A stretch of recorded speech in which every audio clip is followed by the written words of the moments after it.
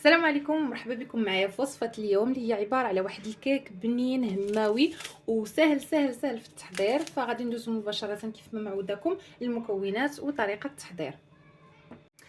كتاخذوا الكاس ديال الخلاط اولا ديال مولينكس، كتوضعوا فيه 3 ديال البيضات هما الاولين، حجم متوسط بحراره المطبخ كيف العاده. على هذا البيض غادي نضيف واحد القبيصه ديال الملح اولا رشيشه ديال الملح لتصحيح الذوق، واحد الكاس ديال السكر سنيده، كاس طبعا بالعبار ديال الكاس العنبه. نفس الكاس غادي نعبر به الحليب، ها هو يعني الحليب يكون بارد ماشي سخون. ونفس الكاس غادي نعبر به كاس ديال الزيت، زيت نباتي يعني زيت روميه. ها هو الكاس ديال الحليب غادي نضيفو، جوج ديال الساشيات ديال السكر فاني باش كيعطينا داك الذوق ديال الفاني، كيكون كونسونطري كتجي زوينه به. وغنضيف دابا واحد المعلقه كبيره ديال الكوك، يعني الكوك اللي معروف عندنا اللي كنصاوبوا به الحلوى. ها هي غادي نطحن هاد العناصر جيدا في الخلاط ومن بعد نرجع معكم. من بعد ما وجد ليا الخليط اللي طحنت كنفرغو في هذا البول هذا، وغادي نبدا دابا باش نضيف الدقيق. بالنسبه للدقيق ضروري في هذه الكيكه لان غادي نضيفوا عليها دوك المكسرات، اي نوع د المكسرات كاين، خصها تكون ثقيله. اذا كنبدا بالكاس الاولاني ديال الدقيق، كنضيف عليه جوج ديال الخمارات،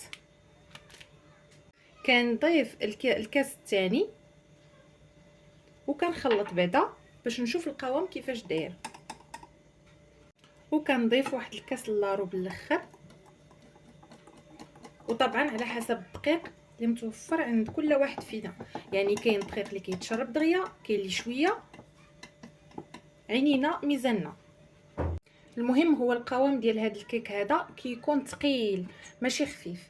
دابا غادي نضيف واحد المعلقه ديال الخل، اي خل متوفر، راكم عارفين الخل كيخلي الكيك يجينا مفشفش من الداخل. كنجيب المول ديالي كيف ما كتشوفوا، انا اختاريت هذا تقريبا فيه واحد 24 سنتيم، دهنته بالزبده ورشيته بشويه ديال الدقيق صافي. وكندير فيه الكيك ديالي اولا كنفرغ فيه الخليط ديالي. كنجيب دابا داك شويه ديال المكسرات كما قلت لكم، كتختاروا اللي بغيتو واللي متوفر. هانتوما رشيتو بواحد المعلقه صغيره ديال الدقيق.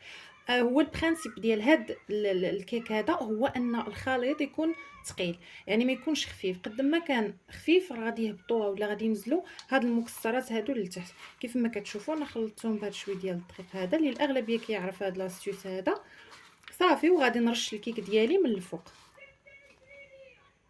ممكن هاد الكيك هذا ديروا له غير الشوكولات هكايا مقطع ولا الشوكولات حبيبات مع شويه ديال الكركاع، شويه ديال اللوز، شويه اللي كان واللي متوفر ممكن انكم تخدموا به. صافي غادي ندخل الكيك ديالي للفران اللي هو مسخن من قبل. ثاني حاجه اللي هي خاصه لهذا الكيك هذا باش ينجح معنا هو ان الفران خصو يكون ديجا مسخن، يعني ما غاديش نجيو ونحطوا الكيك ديالنا في فران بارد، يعني مباشره ما غاديش تصدق لينا. فالفران كيف ما قلت لكم عفوا مسخن من قبل. غادي ندخل ليه الكيك ديالي ياخذ حقه في الطياب، نخرجو ونرجع معكم. وها هو الكيك ديالي خرجته من بعد ما طاب كيف ما كتشوفوا هانتوما، جا عالي ومفشفش. انا كنزيد له غير واحد الاضافه، هي انه كناخذ الكونفيتور هذه ديال الحلوى وكندهنوه هكا من الفوق باش كيزيدوا لمعه وفي نفس الوقت حتى المذاق. يعني غير هذه كاضافه فقط، اللي بغى يخليه هكا كيخليه، يا اما تدهنوه بالكونفيتور اولا العسل اولا يبقى هكا، راه كيجي زوين وراقي في الشكل ديالو. غادي نقسمو معكم واخا مازال سخون باش تشوفوا حتى كيفاش كيجي من الداخل.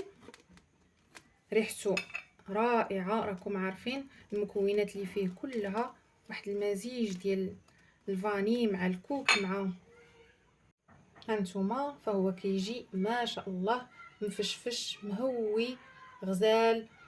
ما عندي ما نقول لكم من غير جربوه وردوا عليا كيف ما العاده. بهكذا الفيديو ديالي وصل للنهايه ديالو، كنتمنى انه يكون نال الاعجاب ديالكم فعلا. كنضرب لكم موعد في وصفه جديده وفيديو جديد، الى اللقاء.